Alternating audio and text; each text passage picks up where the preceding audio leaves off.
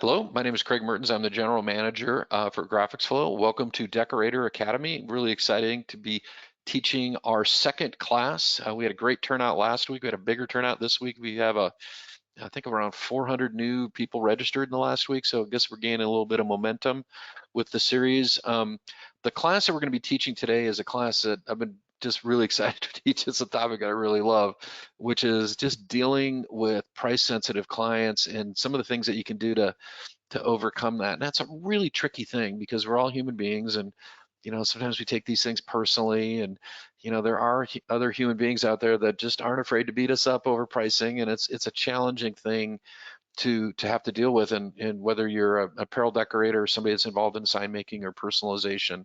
And hopefully I can give you some skills today to help you to cope with that. One of the things that I do want to talk about, kind of up front, I do want to talk about, why graphics are such an important aspect of this whole pricing discussion.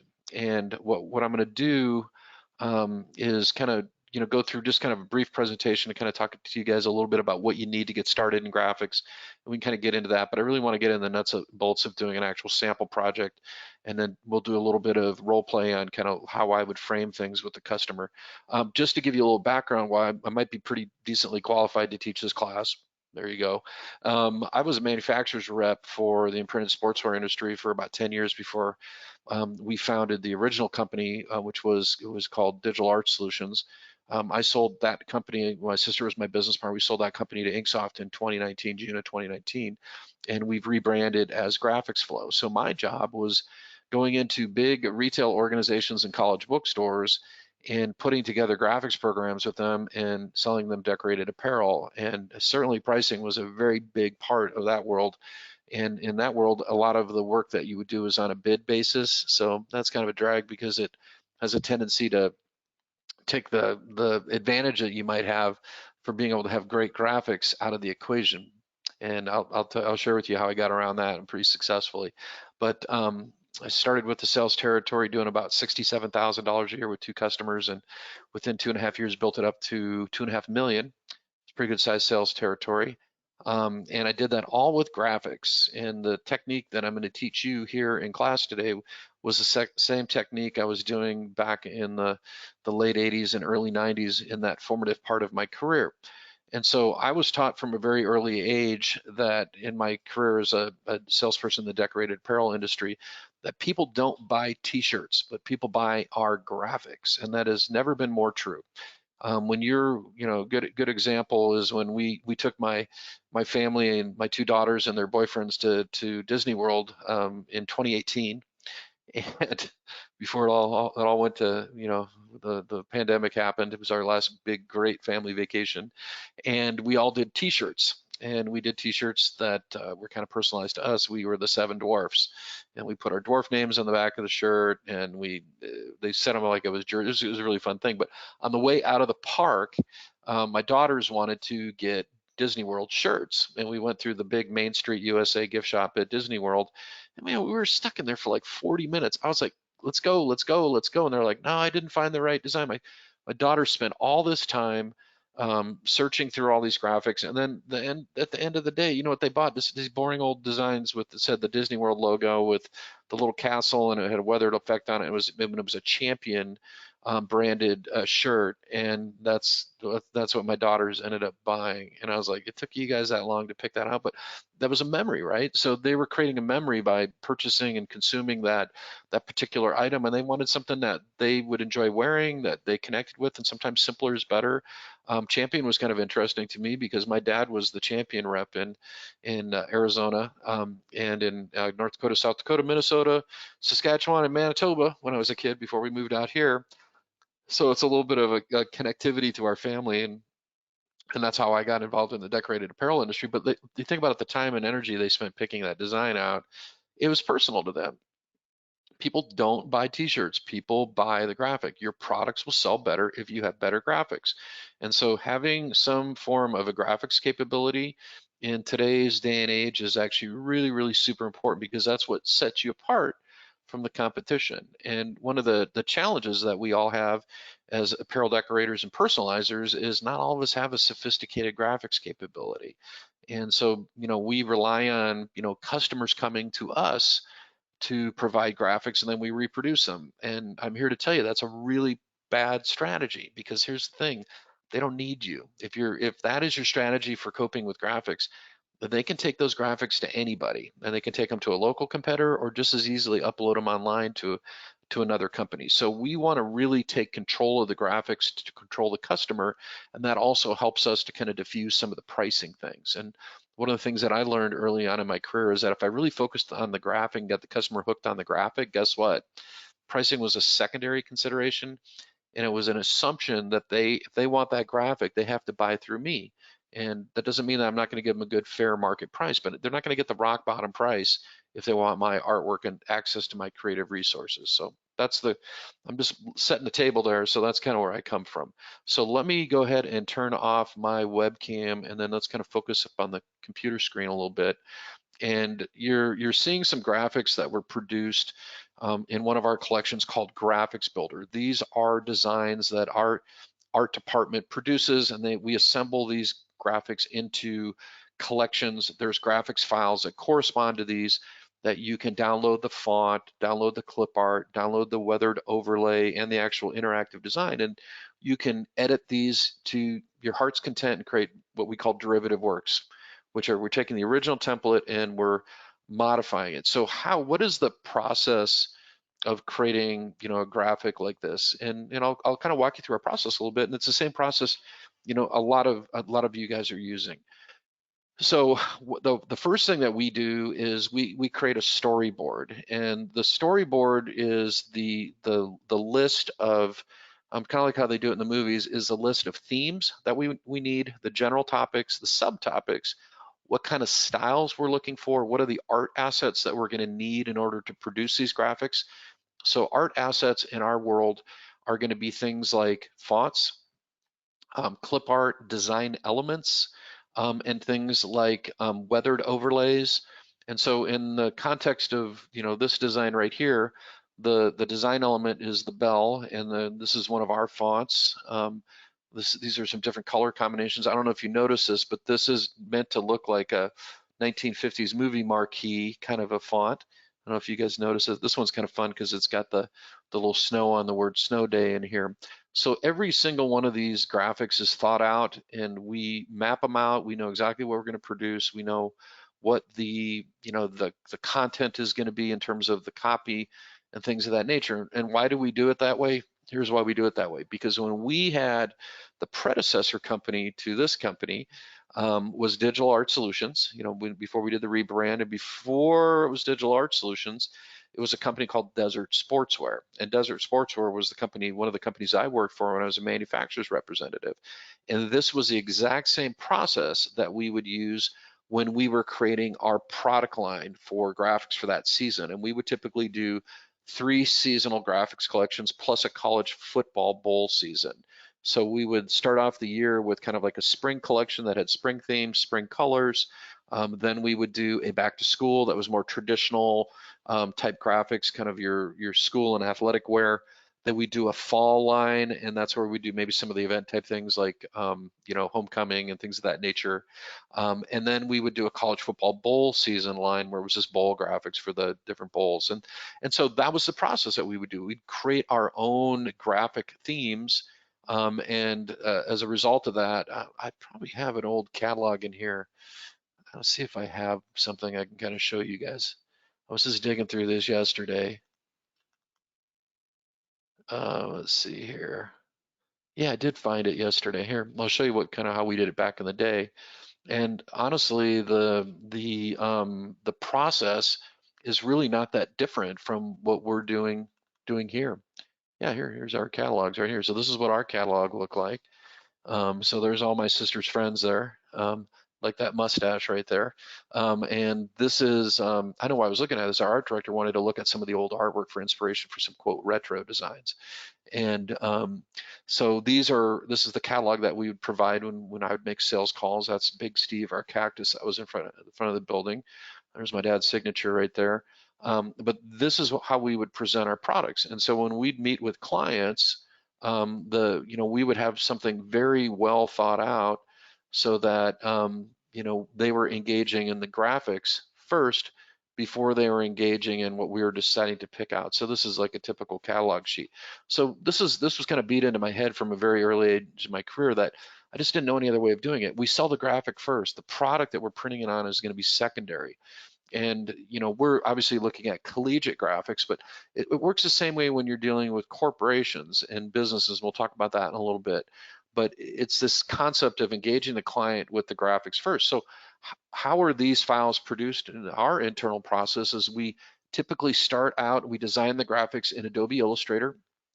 Our graphics team uses Illustrator. We don't care if we're on a Mac or Windows, makes no difference. We design out the graphics from our fonts that we create. So if we need to create new fonts, we create new fonts. If we need to create new clip art, we create new clip art. And then we assemble it all together into templates. And so in this case, this would be a graphical element. And then this would be a clip art image. And this is a graphical element. We combine these into design templates. And we give our clients the ability to come in here and edit these designs. Here's your proverbial ugly Christmas sweater here. So the two main graphics programs that people utilize in the decorated apparel industries are going to be primarily going to be either the Adobe suite, which will usually be primarily Adobe Illustrator, possibly Photoshop if people are doing very complex photographic type artwork, and then the other program is going to be CorelDRAW.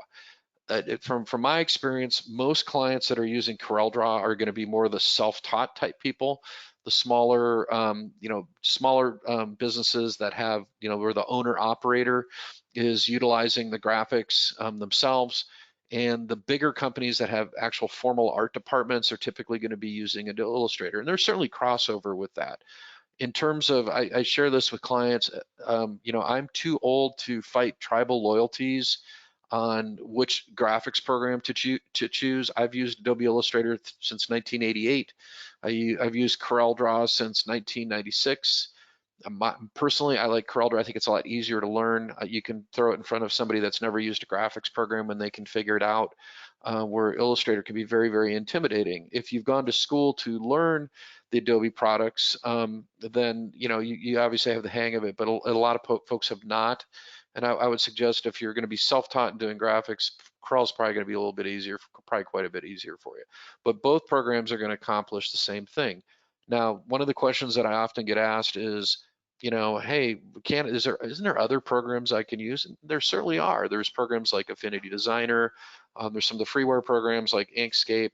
I'm not going to recommend the consumer level type programs like Canva, or that's more along the lines of, if you're going to create a business card or a greeting card or something like that, Canva would be a good choice. But for doing complex apparel graphics, things where we have patterned overlays that are masked and things like this, you really do need the power of a CorelDRAW or Adobe Illustrator, because there's certain functions and features within a quote professional vector graphics program that allow you to do advanced editing and also create complex type effects and things of that nature. So Adobe Illustrator and CorelDRAW are going to be the kind of the two camps that people fall into, and both programs are available for Mac or Windows, so it doesn't really matter. I mentioned kind of the importance of stock designs, and I mentioned that from this point of view. If you are not a graphic designer and you also are a person that values your time, probably you are not going to be wanting to go and spend your time developing all of these designs from the ground up, because it's time consuming, and you are paying with your time for that graphic, whether or not it is sold or not. And so I believe one of the most dysfunctional things that you can do in any apparel graphics business, and if you don't agree with me, I don't care, I'm just going to say it, is if you leave it up to your customers to go out onto the internet to find graphics, and you're using the internet as your creative resource for ideas, that is a very bad idea, in my opinion. And the reason that is a bad idea is they go out to the internet, they find other suppliers, they don't necessarily make it back to you, okay? So the fact that you send them out, hey, go on the internet and just go to Pinterest or go to Facebook or go to Instagram or go to Custom Ink or go to all these websites and find some designs that you want. Hey, they might stumble on a website where somebody not only has that design, but they can actually print the shirt or print the item. They don't come back. I was talking to a client of mine yesterday, and we were talking about that very topic, and he said, yeah, you know what, you're right. I mean, I have clients that I've just lost They just like disappear off the face of the earth. And I'm like, yeah. And then I'll talk to clients and they'll say this, well, my customers bring me all the art. And it's like, okay, number one, your customer doesn't think of you as a creative resource at all. They just think of you as somebody like a print broker or almost like a pass through. They don't think of you as a person they would go to with a rough idea that would develop something from them, because you've never established yourself as a creative resource. What you've established yourself as is basically almost like a contract printer. And so when the one thing that you'll see with most of the most successful companies in our industry is they all have sophisticated graphics capabilities. They have the ability to do artwork at this level. They have people on staff that can do that. Okay, but you know what? Not every small company is going to have the ability to do this. So this is where stock designs are so important, because what you're doing in the concept of stock designs is you're leaning on the creativity of our graphic design team or somebody else's graphic design team that's designed the font, that designed the candy canes or the cool Christmas tree icon, that did the research as to what styles and colors and things are popular. And we happen to know a little bit about stock art because of this. Prior to my dad coming out with the original product in our line, which was EPS Clip Art Library Volume 1, stock artwork for screen printers and apparel decorators didn't exist. Back in 1992, when he first started doing this, you couldn't go out and buy artwork for apparel decoration, whether you want to call it clip art or design templates. It just didn't exist. And so my dad created that and pioneered that. And this is kind of the latest evolution along the line, where this is part of our graphics builder series, where it's um, uh, for lack of a better word, a digital graphics kit. But that concept is something that we've been doing for over 35 years. And what clients have realized is that, even though they might have the skill set to produce their own artwork, and even at a very high level, it's not generally the best use of their time. And so the best use of your time is spending it on activities that bring revenue into your business versus activities that are a cost of doing business. So doing, graphic design from the ground up and spending a half a day on a piece of artwork on a small order is really more of a cost of doing business versus taking a stock design and then localizing it and making it unique, is something that you might use to actually bring new business in. So stock artwork is really important. And one of the things that, our clients sometimes forget is, we're a font foundry. So when we do graphics, these are all the backgrounds and the different clip art elements for this particular collection. But there's the graphics elements that are isolated into their own elements. So if you wanted to make derivative works or your own, but fonts are such a critical part of any kind of design, whether it's for apparel decoration or sign making or any level of promotional products art or personalization. The font makes the template. And since we oftentimes could not find the kind of fonts that we wanted for our designs, we just create them. And so one of the things that's very popular right now is these handwritten scripty type, I call them home decor fonts, or these fonts right here. These are all superhero fonts from the popular comic book Marvel / DC kind of universe, that same kind of look. We produce these fonts, and great templates require fonts. Our game day font has become an industry standard. Our collegiate fonts are standardized fonts. A lot of our like sports scripts. So good apparel graphics start with good fonts. That's one of our classic sports scripts right there. So the idea of collecting all of these parts and pieces and assembling them into designs, we've been doing that for 35 years and we're good at it. And as a result, you end up with these collections that are great launch pads for creativity. And we do weathered overlays, we would supply the overlays in there as well. So having stock collections, I don't think anybody is going to argue the point that it's a pretty handy thing to have.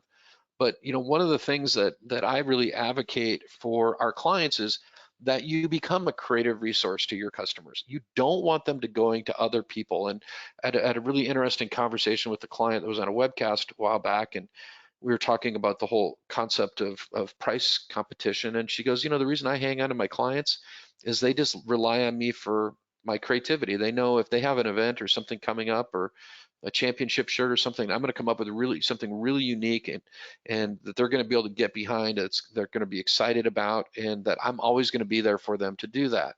And she just told me straight up, that's how I hang on to my clients. And when they try to leave, I just say, hey, listen, by the way, my artwork is not portable. You can't take that over to your other vendors. I created that artwork, and even though it has your name of your business, that's my artwork that I created. I own the copyright to that, so you can't take that over to another vendor. And are you going to be able to stop somebody from doing that? Yeah, you could if you wanted to get legal with them, but I would like to think that you have a good enough relationship with somebody that they wouldn't do that to you. So you'd have to get to the point where you'd have to get legal with them. But she established herself as a creative resource to her clients, and that's one of the ways that she creates what we call retention. She retains clients because they know they can always get something that's dynamic or interesting from her. Now, how does this play into the corporate world where you're dealing with quote corporate logos? And if you know me and you've been on webcasts with me for a long time, you have heard the word logos on stuff.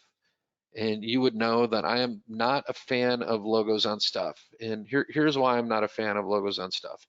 We all recognize that in the corporate world that every company will have a logo and every company will have products, whether they're promotional items or wearables, that have that logo on them. And if we're trying to create like a quote pro shop, or we're doing let's use the example of a brew pub, and we're trying to create a merch program for that brew pub, and we're going to create t-shirts and promotional items, and we're going to put them behind the cashier's desk, and we want to sell some merch. If we have a corporate logo that's not cool, and we put that corporate logo on that merch, you know what's going to happen? Ain't nothing going to sell. It's just not going to sell. Nobody's like, who'd wear that logo? It's boring.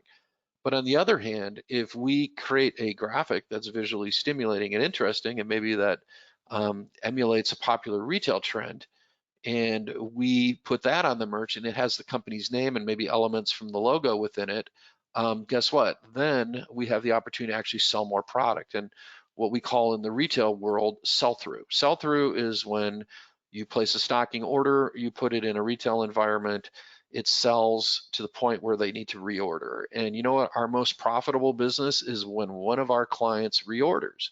And so if we're not getting sell-through on a product, then the chances are that we're going to be put in kind of an uncomfortable position with our client. And we don't want to be in that uncomfortable position. We want to be able to say, hey, listen, we're going to put together some graphics for you. They're going to emulate some retail trends like this patch look right here. And these are going to do really well. They're going to sell well. And your employees and the people that support your company are going to want to buy this merchandise because it looks cooler than your logo. We'll still do some logo work, and you'll be able to see alongside your logo work what actually sells better. But from our experience, these kind of more retail-oriented graphics with your name incorporated into them are actually going to sell better. And so I will talk to promotional products distributors, and there's probably some of you that are on the class today. And I will talk to companies that have big, sophisticated art departments, and I'll hear kind of two flavors, so to speak. I'll hear the logos on stuff argument, which is, hey, our customers bring us the logos, we just reproduce it. My client I was talking to earlier today, he does work for one of the big mobile phone companies, and he says, when I do work for these guys, they just bring me the logo, they have their corporate standards thing, I've got to print it exactly the way I want. I said, but he also does team sports and school stuff. He says, with those folks, I'm just having to jump through hoops and trying to come up with ideas, and in his situation, he does the artwork himself, so he's spending a lot of time trying to come up with these ideas, and he's one of our newest clients. I think I made a pretty good argument on why we could really help him. Just check to see if he's on the webcast today, but he knows who he is if he watches the recording. So this kind of creating some distance between logos on stuff and like the creative side, and there's a market for both. But if your business is primarily logos on stuff, that's very portable business, meaning you get a buyer change, and that new buyer is maybe a younger person that's resourceful, and maybe they have their own network of suppliers that they brought into the equation, or they go online and they do some research and they discover, hey, I can direct import these t-shirts from Alibaba, and I can get a 100% cotton black t-shirt with a 2-color print for $3, which you can. We're done. because that logo is portable. All they're doing the logo. But on the other hand, if we have some creative graphics and they're leaning on us for creativity, it's not portable. They can't have that graphic unless they go through us. And so how that works in the context of a corporate type setting or a small business setting is what we'd call branding. And so you're creating a branding program where you're utilizing the corporate logo, but you're also creating another set of graphics that are more appealing, that have retail looks, that have elements of the logo within them, maybe the same font, maybe a graphic element for the logo, and you're creating a whole brand for them. And what you'll find is a lot of corporate buyers really enjoy that part of the process. They like that creative part. And when you're engaging that buyer in that creative part, you're kind of getting your hooks into them a little bit, and you're building some rapport, you're building some loyalty, and that is one of the very best things you can do for customer retention. But it's also a really good strategy for getting new customers as well. And so the difference between branding, where you have a logo that is incorporated into a fresh design that's maybe retail oriented, something like this, versus just popping their logo on there. And it's funny, the shirt that I'm wearing, you saw me wearing, is just a cool Inksoft shirt, and it's got the camelback mountain, and it's one of our templates, and 3 stripes in that 70s retro thing, and not even remotely close to our corporate colors. I wear the shirt all the time. It's great. I love this shirt, and it's something that I would pick out of my wardrobe to wear even on a weekend. So it's interesting, this graphic right here, I had a client and they were in Illinois and they were working with a whole chain of drive-up coffee shop, and they wanted to do a hooded sweatshirt promotion. And hoodies are kind of tough to print on, but an art design like this happens to print really well on a hoodie. And this is just kind of a simple retro looking design with the retro font. And they presented this design to the client with with the coffee cup with their logo incorporated in the middle of it, and the customer ended up buying it. That was kind of cool. And I was kind of shocked that they picked that version, because I like that kind of thing, that simple type of logo, but they got quite a few other looks that we presented to them, and they picked the simplest one. So that sometimes is the case. So coming up with that kind of retail look and incorporate that into corporate is a really good plan, and we're going to show you how to do that. I'm going to actually show you how we would do a campaign like that from start to finish, and I want to talk a little bit about the way that I would kind of present it to the client. And if you know me and you've been on a lot of my classes before, I love to use fishing analogies. And we're going to use a big fishing analogy right now. Ready? Okay. When you go fishing, if you have more lines in the water, you are more likely to catch more fish. You have more opportunities to catch fish. Okay. If you use a variety of baits, then you increase your opportunity to catching fish as well, because some fish prefer to have, eat minnows, and some fish like to eat worms, and some fish like salmon eggs, and some fish maybe like an artificial lure. But finding that right bait is really important, and graphics are your bait, and giving people choices with a variety of graphics is like fishing with multiple lines. And so what I want to do is I want to steer the customer into making a decision. And I know that if I can get them interacting with me on some graphics, that I've got them, they're going to be my client, because all of a sudden I've got my hooks into them, just human nature, a little bit of ego. They're contributing. Well, could we do this? Could we do that? Could we change these colors? Could we do that? They're ego invested. And once they're ego invested, they're mine. And you know what we're not talking about at this point of the conversation with them? We're not even talking about the product we're going to print it on. In the case of the hoodies, we were designing specifically to hoodies, but we're not necessarily talking about the product that we're printing it on, and we're certainly not talking about price, because the price conversation is going to come in after the fact. Okay, so let's kind of go through a kind of an example of what I'm talking about here. And what I'm going to do is I'm actually going to log into my GraphicsFlow account. So GraphicsFlow is the namesake of the company GraphicsFlow, which was formerly Digital Art Solutions. But GraphicsFlow is also a technology, and it's a web-based application that is utilized for artwork collaboration. It's a depository of content that you can download, you can edit. It features art approvals. It's a very powerful web-based application that works on Mac or Windows, and works on your phone, works on your iPad. And so I was asked to contribute to an article in Impressions Magazine, and part of the article was about the new casual sportswear, and what the kind of the themes were in corporate wear is casual, because as people start going back in the offices, they're not wearing suits and ties, they're being more casual. And so part of the example I used in my portion of the article was talking about this corporate branding thing. And the gal that was writing the article said, hey, great, can you give me a visual example of that? And I was like, yeah, sure, I can do that. So here's what I did. I went into my GraphicsFlow account and I did a search. What I wanted to do was some patch designs. And so I just went into GraphicsFlow, and instead of searching for specific content, I went in and searched a specific style. So I wanted to go and look at patch designs and for this particular entity. And so I just clicked on patch, and we have all these patch designs from all kinds of different subject matter. And you know what I'm not interested in? I could really care less about the content. I don't care what's in it. I don't care if it's a mascot. I don't care if it's a moose. I care about what it looks like. And I had a very specific vision as to what I wanted. I like this design. I definitely like this one.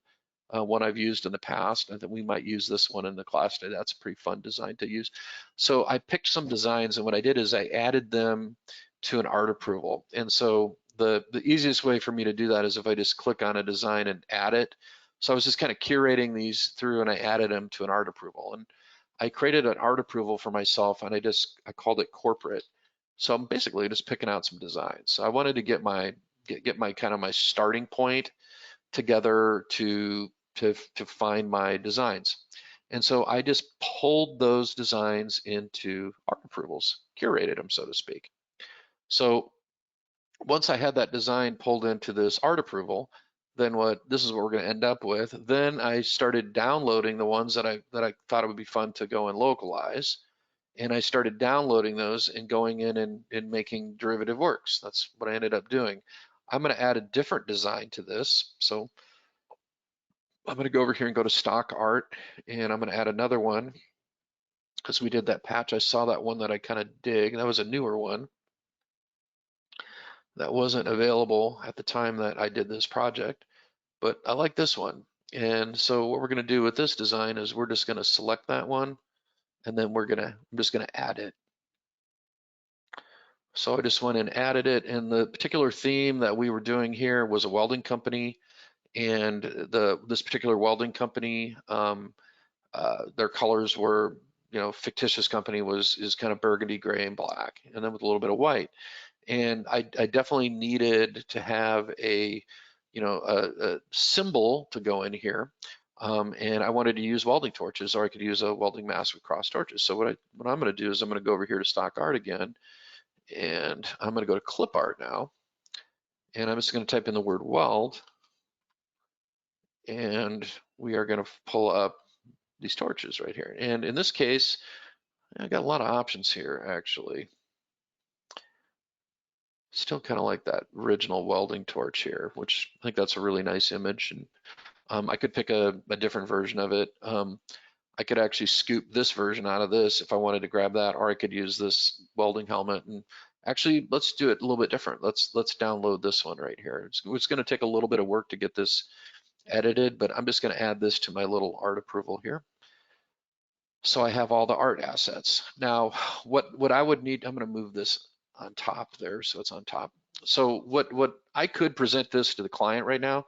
So I could take this art approval, and there's actually, hey, Robbie Reitzel is actually copied on this. So as I'm doing this work, he's being notified. So sorry about that, Robbie.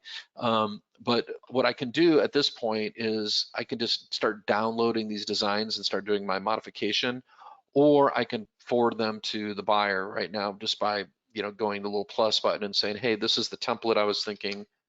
The template, actually I would do it in the comment field, but I would just go over here and say, in the comment field, I would just say, this is the template I was thinking about.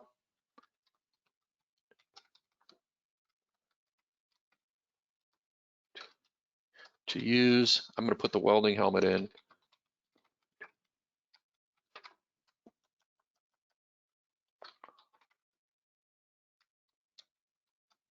Where the drop is. Okay, so Robbie's going to get this.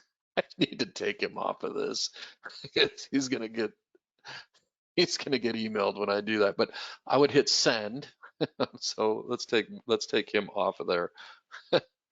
And we're going to remove him from this because he's going to get hammered with emails. So I'm just going to remove him from this. But the customer would be copied on whoever's his email is in here is going to get copied on this art approval. So we're collaborating with customer. We're getting their commentary. We're getting their particular needs and what they want. We're engaging them in this conversation. And so, you know, that maybe Robbie comes back to me and says, hey, looks great, let's do it. So how would we go about doing the editing? Okay, so thing number one, if we're Adobe Illustrator users, we would want to download the entire master font set from GraphicsFlow and have it installed so that when I open this template in Illustrator, the text is all there, and we'll go ahead and open up Illustrator and we'll do that real quick. And otherwise, I'm going to get a font substitution message. And we don't want to get a font substitution message. We don't want it to get that little thing that says, hey, you know what? We're missing the font. Okay. And these designs are all layered, so we can select the text and we can go in and recolor the design. And, you know, we've got the full editing capability of Adobe Illustrator. So there's Illustrator, and I'm going to download this as an AI file. I'm just going to say AI, and I'll just put this on for right now, just put it on my desktop. And we'll go back to Illustrator and we'll just open this up.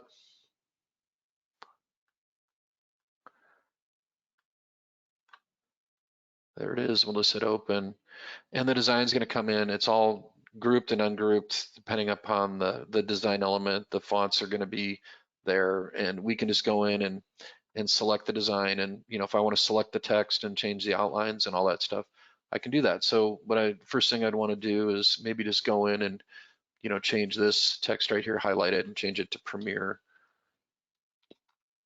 You know, welding service.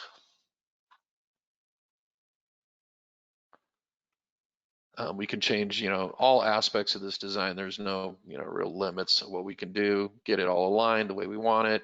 Change the name, change the colors, you know, all that kind of fun stuff. So there's no limits to how we're going to be manipulating this design. We're just manually manipulating in Illustrator. When we're done manipulating in Illustrator, we're probably going to make a mock-up of it and put it onto a product. And in this case, I would probably import or open up the welding image and then just, you know, delete that and replace it with the welding image. So that'd be the pretty cool Adobe Illustrator method for editing the design. Now, if I'm going to do it in CorelDRAW, I'm going to do it a little differently. And so I'm running a supplementary program to Corel called Smart Designer. And if I'm running Smart Designer, what's going to happen is it's going to open this design up in CorelDRAW so I can initiate the editing process. And the way I'm going to do that is here's your design right here. Smart Designer is going to display the parts of the text, and then I can just go over here and just say where it says Cascades, I think it's Premier Welding.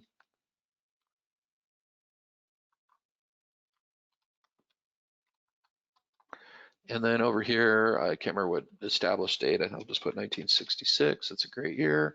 And then where it says Paradise Cove, I'm gonna say Tempe, Arizona. Okay, so there's our design. And now we can go in here if we want, and, you know, we can move things around and all of that. But what we can also do is we can actually import directly into this file and swap this out. So two ways of doing this. Okay, so way number one, I'm gonna just open up a new document. If I go back into my GraphicsFlow account, I can have it just go in and download this into an open Corel document. But I can also download this file into what we call our graphics browser. It's kind of up to me how I want to do that. So if I go over here and I just pop this image up real quick and I want to modify it, I can modify it, and if I want to, I can just resave it. So it's just going to pop up, and I'm going to actually just do a save as here. And we're going to put it into our clip art downloads right here. Just going to put it in here, and we'll just call it Welding Helmet. Okay. So now it's saved on my computer. Now I could have saved it directly to this folder, but the reason I did it that way is so at this point I can do the editing like this. If I go over here to change art, I can select that element, and if I hit select here, This is nice and safely stored on my system, so I can just double click on the helmet and it's just sitting there waiting for me, and then I can just pop it into the graphic. That's how I would do it. And then we can make it bigger, smaller. There, I can clearly see there's two colors of black in there. So we're going to recolor that, but what I'm probably going to do for now is just drag some yellow onto it, just so it stands out a little bit so you can see it. And then we're going to get the colors all sorted out in a second. So we've got our design, we've got it laid out. I think the welding helmet is a good image to use. I'm going to make it just a little bit bigger. I'm going to make this just a little bit larger here. So we're going to make that a little bit larger, and then let's get the colors squared away. And in this particular design, we're kind of going with that same color theme, which is that burgundy, black, gray, and white. So to get the colors squared away, what I'm going to do is I'm going to come down here. I'm going to go to change and edit colors. Here's the colors in the design. If I had colors in here that were not Pantone colors, what I would do is I would go down here and say convert to spot colors, and the Smart Designer software is just going to convert this into Pantone spot colors. These were already Pantone colors, so I didn't really need to do that, but just want to show you how that works. Then what I'm going to do is I'm going to take this color right here, and we're going to do a little bit of color reduction. So I'm going to take this color here. We're going to take this kind of the gray. Actually, we're just going to do it this way. We're going to keep this color black and white, and we're just going to do a color reduction to see what it looks like. It looks good. So that helps a little bit. And then we're going to do a color swap. So I'm going to go over here to swap, and then we're going to click this color right here, and we're going to do a swap, and we're going to swap in that burgundy. Now, if I happen to know the color number, I could just type that in, or I can just go and scroll through the colors until I find the one I want, and then just hit OK, and then just going to recolor. So on this design, you'll notice this design is actually 3 colors, and here's why.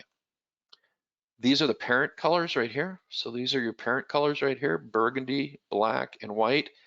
And then I'm using, for the gray, I'm using shades of the black, which would create halftones. As far as the design, I might want to do a little bit of manual changes. So I'm just going to take the dropper here, and I think I want to put some burgundy in there, and I think it looks good. And the other thing that we might want to do is maybe put an outline around the perimeter of this right here. So I'm just going to ungroup it, and I'm just going to grab it and just put a burgundy outline around it. We'll either love it or hate it. Yeah, it looks good. It pops a little bit better. So pretty happy with this. We could go with a darker gray if we wanted to, because this is just an element. So it's just an element. So I could go over here and go with a darker gray, just click on it and make it a darker tint. We'll see if we like that. Yeah, I like it better. So there we go. There's our design. Now, do we want to maybe add a cool effect to the word premiere? Yeah, we could do that. So if we go over here, and I'm just going to make that burgundy here. I'm just going to select that, and then what I'm going to do is I'm going to go into Smart Designer, and I'm going to go to Effects, and we're going to create an outline effect. And I'm going to create this effect right here, and then we're just going to apply that effect to the word premiere. And I don't know if I really like it that much, to tell you the truth.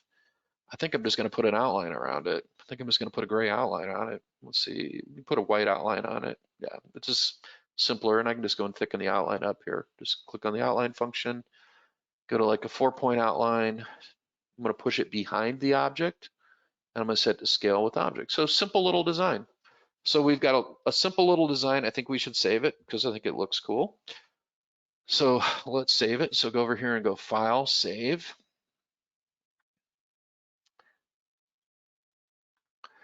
And I'm just going to save it on a folder up on my desktop. I'll create a Premiere folder here.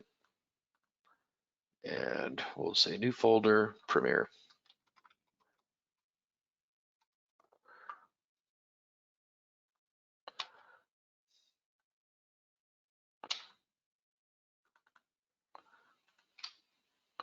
And we'll save the design. So there's our design. This is vector art. This is color separated. So if I want to print film separations for this, because I'm a screen printer, I don't really have to do anything. I would just go over here and just say, I'd go to printing and cutting in the Smart Designer software. I'd go to color separations. I would go to the halftone wizard, and it will point out that these colors right here are shades of the original color. And I would apply PostScript settings to these. So that'll put the correct dot frequency and angle. There we go. And I'm going to do a round dot. And so we're going to apply PostScript settings to these. So if you're a nerdy screen printer like me, it'll print out a dot pattern versus solid color where that gray is. Then I'm going to come down here and I'm going to color separate it real quick. And we're going to print 3 film steps here. So I'm just going to hit apply and create the little color separation.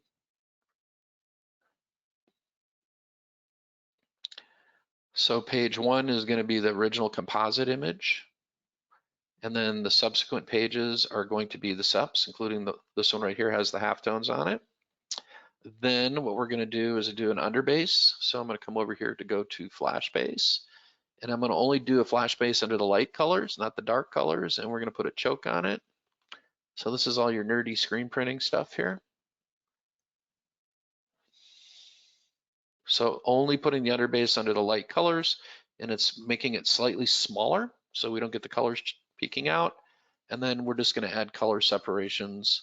Here, go to separation marks. I'm going to put the marks relative to the design, and they're going to be on every color, including the underbase. And when we go to print film, what we're going to do is not print page 1. So what we do is we go to File, Print, and we would not print separations. We would print it out as a composite image.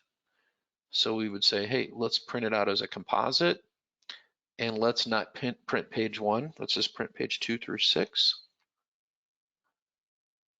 And there's your film. And if you're using like AccuRip or something else, you can just print that straight to your AccuRip driver and output your film. Done. Easy peasy. So we've just basically automated that whole part, but we haven't got the sale yet. So we're kind of getting ahead of ourselves. So let's get the sale first. So we are going to present this on a couple products, but in this case, I'm going to do 2 products. I'm going to do a quote decal that we're going to put on or direct UV print onto a tumbler. And then we're also, I think we're going to do some embroidery with this. And then we're also going to do just a screen printed t-shirt on an ash gray shirt with a weathered effect. That'll be fun. So let's do that first. So I'm going to go over here, and in the Smart Designer software, I'm going to go to virtual samples. And if you're using Illustrator or Corel by yourself, you can go to any of the websites for any of the popular manufacturers and copy and paste their images into Corel and create your mockup. We've kind of taken that step and automated that because we have the ability to add products and then just go and do this. I'm just going to go in here and double click on the gray sweatshirt. Or actually, we're going to do a t-shirt, right? Is that what we decided? So I'm going to come over here and just double click on it. Then the software is going to pop that onto the product. And then on these patch designs, they need to be smaller and they need to be center front. So that's about right. They're usually a little bit lower. So center front as opposed to being under the neck. And I think this would look good with a weathered overlay. So we're just going to click on the little overlay button here. And we are going to sample the gray shirt. So we're going to click on the little sample button and sample the shirt. So this is all the stuff that an artist would be doing. And you know, and what's kind of neat about this particular system is, you know, front office person can do this, business owner can do this. You don't need an art department. It's just all automated. It looks pretty good. So let's save this. So we're going to go ahead and do a save on this one, and we're just going to call this Premier Welding Oxford T. And let's go ahead and do the little we'd either do UV printing or you'd do a decal. Either one would work. And let's go over here to virtual samples. And I'm going to go into my category for hydration. And we'll just put it on this little tumbler right here. Or you could sublimate it onto a mug, whatever you want to do. And so what we're doing is we're creating complementary products. We're creating a line. So we're saying, hey, listen, we do drinkware as well. We can handle that for you. We do embroidery, so we can do an applique for you with a patch. We do screen printing or DTG or direct to film, so we can do your basic t-shirts. That'd be a fun thing to give away to all your employees for Christmas, or as a spiff to your clients, or just something as your daily uniform, something somebody would actually enjoy wearing. And so let's save this one, and we might as well make some embroidery, and we'll call this Tumbler. Okay, so we got that. That's a tumbler, and let's make some embroidery. So here's how I'm going to make the embroidery. You ready? I'm going to take this file right here, and I'm going to tune it down a little bit for embroidery. So I'm going to take the outline off of there, and I am going to take the outline off of here. Okay. If this was a file that didn't already have Pantone colors, I would want to convert this to Pantone colors. And the reason I would do that is that if I convert it to Pantones, the technology I'm going to use here called drawings is going to look at those Pantone colors and automatically match them up to whatever thread palette I'm using. And so if I'm using Madeira, it'll say, oh, this color is going to be the closest to Madeira. And so we can do a color match with our thread.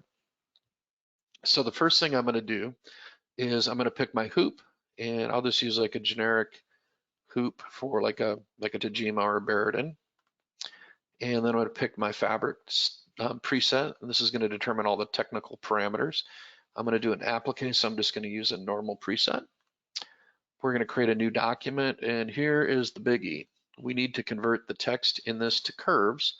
So if you've used Corel or Illustrator, and Corel it's called curves, and Illustrator it's called outlines. If we're using Illustrator to do this part, we would export as an SVG file, and we'd import that file into drawings. I'm going to go ahead and just cheat a little bit.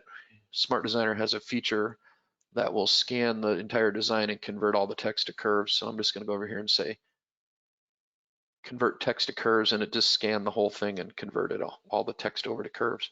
And let's see what happens with embroidery. I have no idea what's going to happen. Let's just drag it in here and see what we get. Yeah, it looks pretty good. So here's our design, and we want to set this up as a patch. We're actually going to get patches made, and we're going to heat press those patches onto the sweatshirt, or we're going to tack them down with an applique. So in this case, I'm going to do it more like an applique. So first thing I'd want to do is get this set up to the correct size. And so I want to, something like this needs to be 6-7 inches wide. So I'll say 7 inches. And you'll notice the embroidery dynamically changed there. I want to center that to my embroidery. I don't have to digitize anything. Then the next thing I'm going to do is we don't necessarily need this outline here. And see if that's an actual object. So we're going to ungroup this, and we're going to see what's going on here. Is that an object? Yeah, we don't need it. Get rid of that. All this stuff, we're going to select all this, and we're going to tell the software, hey, don't trim that through that applique object. Just say never, so it shows on top.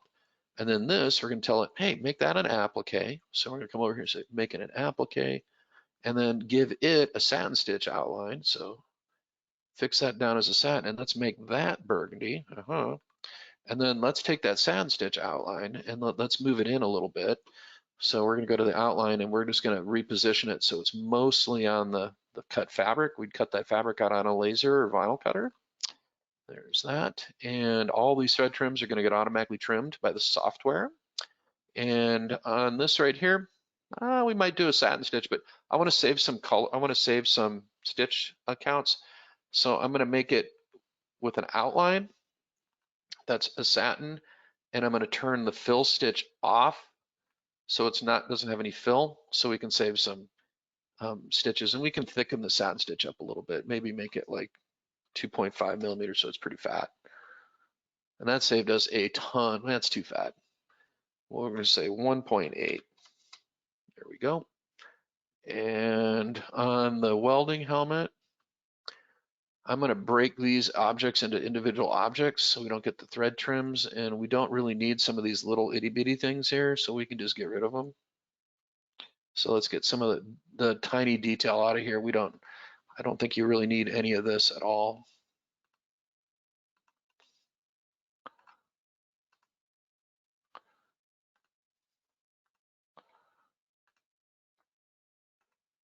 And then what I'm going to do, I think that needs to be there for sure, but that doesn't.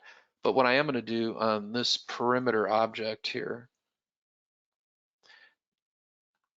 we'll get rid of that and that, is I'm going to give it an outline over the same color, and then I'm going to set that outline to satin, so it just kind of finishes it off. It looks a little bit better.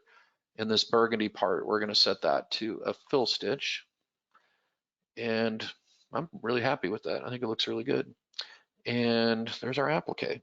Okay, so all these jump stitches are going to get trimmed based on this distance. I have it set so anything further apart than 0.02 inches, about a half a millimeter, is going to trim. If this is going on a cap, what I would do is I'd break these letters into individual letters. And then what I would do is I'd come down here and set this to sew inside to outside. And you'll see the difference in the sewing between this as individual letters and this is combined. You'll see that when I do my slow redraw.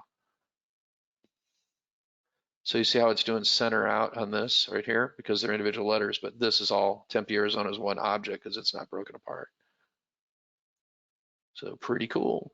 All right, let's get the colors are looking good. So we're gonna go down to the color manager, looking good.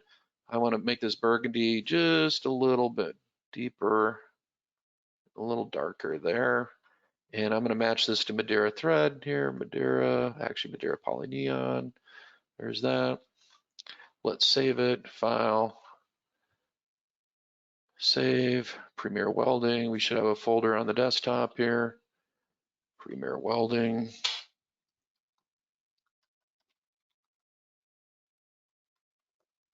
Applique. Looking good. I would save this to my SO format. Maybe it's going to be a DST file or whatever my format is. And then what I really want to do here is export this as an image file to create a virtual sample. And if I want to do that, I should break these letters apart so we don't see the jump stitch. It's automatically going to trim those, but if I break them apart, then we don't have to see the jump stitch. And I'm just going to export this as an image file.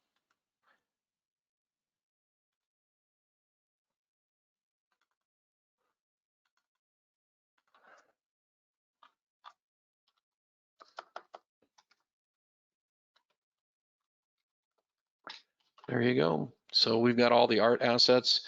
And also I need the cut file. So I'm also going to export this as an SVG file because this is my Premiere cut file.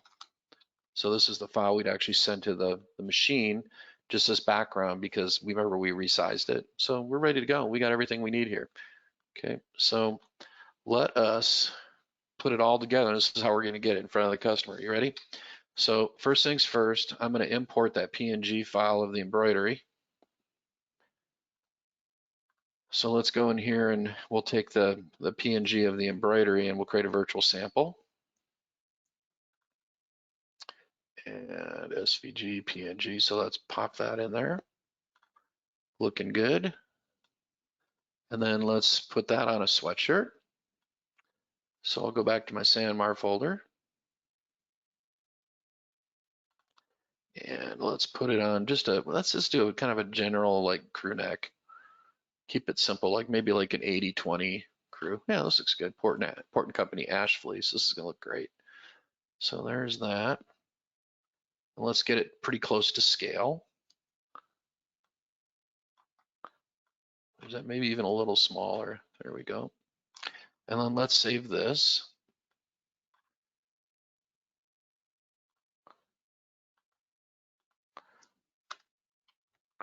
All right, there's that. And then here's the thing, if I'm gonna do web and I really wanna show people, these on the web, I want a higher resolution preview than the preview that comes with just the Corel file. The Corel preview, we have to extract the preview out of the Corel file, and it's also not gonna have a transparent background.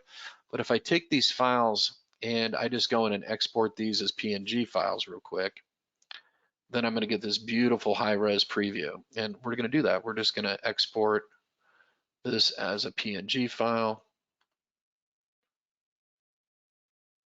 with the transparent background. And we're gonna do the same thing for the tumbler.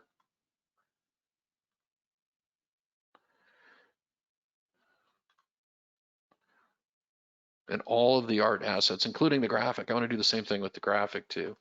And I'll show you why that's important in a minute. And you'll be able to see kind of the differences in the previews on okay, we got the t-shirt we gotta do, right? Okay, Premiere, it's probably right here. Yeah, here it is. So let us get these in front of a customer. So how are we gonna do that? Kind of the traditional way that people would do something like that. They would go in and attach a PDF file or send somebody to like a JPEG or something like that. We're not going to do that. what we're going to do is we're going to go back up to our GraphicsFlow account, and I'm going to create a new folder. We're going to call it Premiere.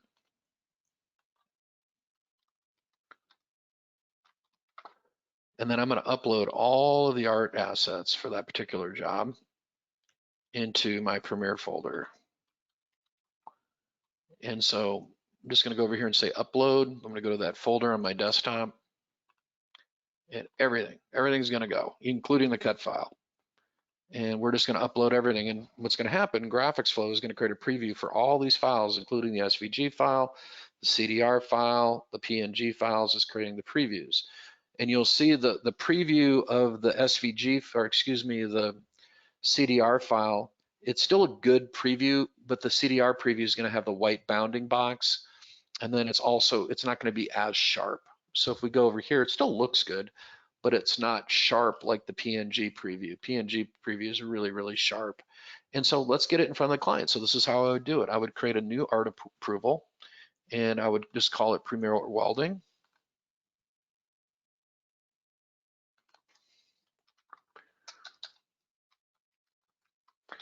And I would add the customer to that art approval. And then what I would do is I'd go to my art and just add the files I want to showcase. So we'll just go down here to Premiere. And I want to add the tumbler. I want to add the patch. I want to add the Oxford T. I want to add the welding crew and the welding design. And I don't really need the cut file. We're good there. Let's see. So I got the patch. We got the crew. We got the, I'm going to add the Oxford T.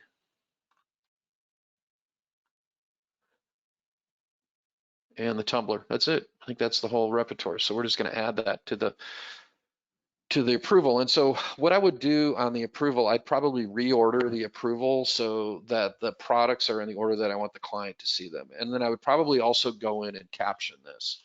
So the thing I want to see at the top, I'm going to move the two graphics here towards the top, and then I'm going to move the actual physical sample graphic here. So that's the first thing they're going to see. Then they're going to see the tumbler, they're going to see the t-shirt, then they're going to see the patch, and then they're going to see the background element here. And then what we're going to do is I will come in here and just click on this and change the background color on here. So if we want to, make that gray, I can do that. We'll just give it a kind of a gray background. And I am going to watermark this. This is high resolution. So if I don't watermark this, this is print resolution. The customer in theory could steal it. So we're going to go ahead and put a watermark on that. And I'm going to use the light version of the watermark. So it's white versus dark. Looks good. And this is where I'd put in any of the copy that I want. So this is the base graphic.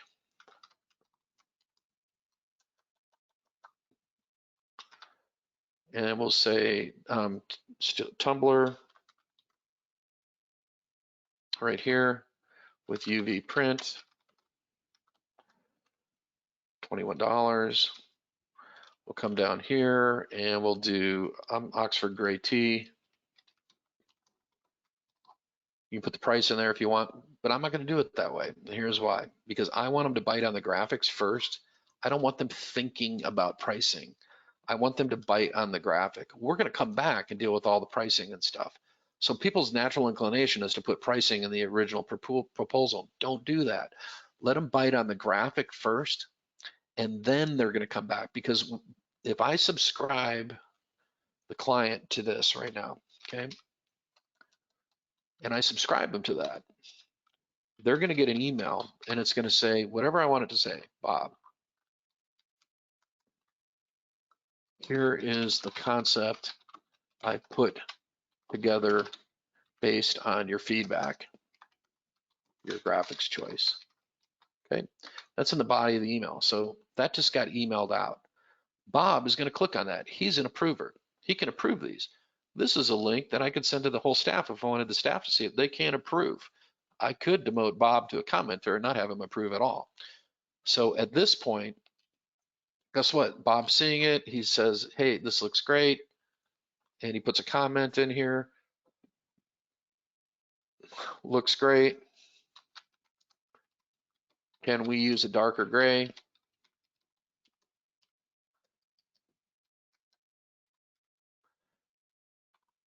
You get the comment, this comes into the app as well as an email, and you say, yep, sure can. And you're going to come back here and go refresh your browser.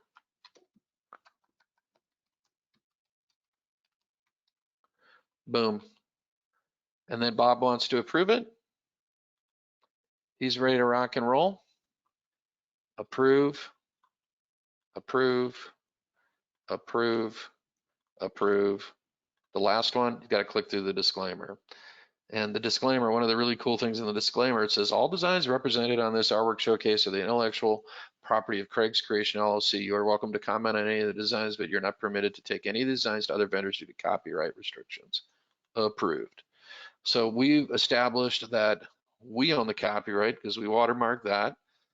Bob had to click through that. There's going to be no confusion about what is what. It comes into our queue as approved, and this is the modern way of doing business. This is how you engage your clients in the graphics, so you're not getting beat up over the pricing. If you're just operating as a commodity broker or sending people to the internet to find things, that you don't really have any leverage there. If you're leading with the graphics and getting ideas in front of them, guess what? Then they're coming to you, and we've made that part even cooler because we're introducing Art Portal where you'll be able to send this link to the customer. They'll be able to go and look for whatever they're looking for. They'll be able to pick out designs. They'll be able to submit those designs to you in the form of an art request.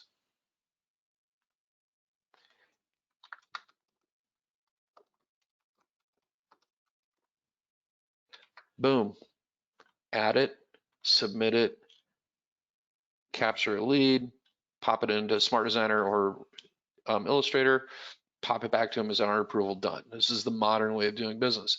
So in terms of pricing and things of that nature, if you get the graphic in front of them first, then pricing is a secondary consideration. Now, bear in mind, you still have to be in the ballpark, but there's an implied contract that they can't get that graphic unless they purchase through you.